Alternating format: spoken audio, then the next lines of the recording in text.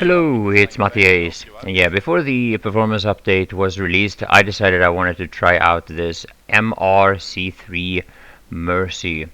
I'm trying it on my right arm, replacing the anti-vehicle weapon, and I'm keeping the M1 Heavy Cycler, which is the default anti-infantry weapon for my left arm. So I have no idea if this is considered a good or bad or mediocre combination in terms of max uses. To be honest, my experience with maxes is quite limited to me being killed by them. So now the reason why I choose the Mercy was because I want to be able to use it at decent range. I'm not sure how long range this weapon is actually effective at, but it is at least the best one for that purpose. And combined with the Cycler, I think I have a pretty all-round anti-infantry max. So now for the ones who are new to my channel, I just want to let you know I am not a big fan of maxes in the game Planetside 2, and the reason why I don't like them all that much is because I consider them to be very overpowered. In a way that they are game-breakingly overpowered in any areas where you are capturing bases. So now the thing that excels the power of the maxes is the teamwork with the rest of the players from your empire. Now we, in Bling, where I play with, we are mostly an air outfit, so we don't spend much time with maxes and infantry. So right here we are heavily outnumbered, and we have considered the base already lost. But since I had spawned my max, we decided to stay a little bit anyway. It's after all quite a lot of fun, and you never know if a platoon decides to drop in and try to save the base.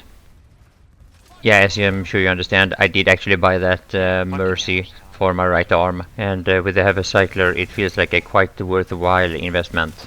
It seems to me that the general opinion about maxes is that for anti-infantry the most effective one is the Vanu Zoe Max with blue shift. I'm not sure if I have that wrong, but from the people that I've talked to.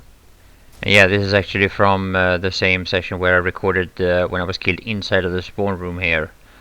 But yeah, the three maxes of the three empires, there's always a big discussion of which one is the best, which one is the worst, and some such.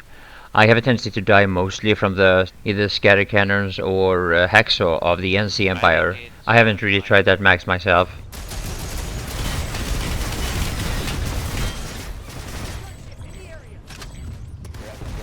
And yeah, a few last kills, and then we realized there was no point staying in that base anymore. So now this is where I think the maxes excels.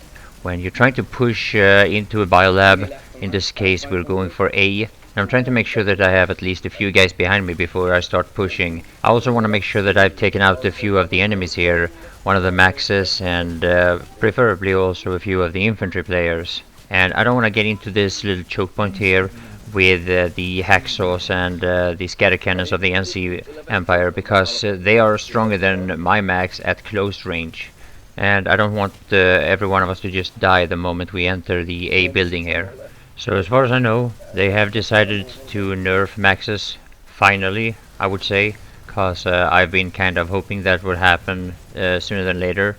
And maxes combined with shotguns and bad frame rate is one of the reasons I have been a little bit unhappy with infantry gameplay for a while. But that's me.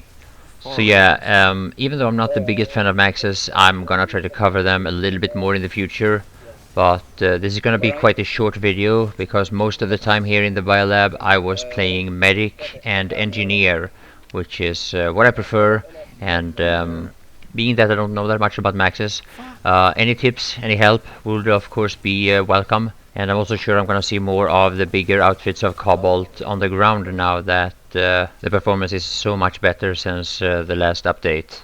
And I heard some people had a lot of problems with it. I did not. To me it was just the best thing that has happened in Planetside 2 so far. So I would like to say thank you for watching, and that's all. Bye for now.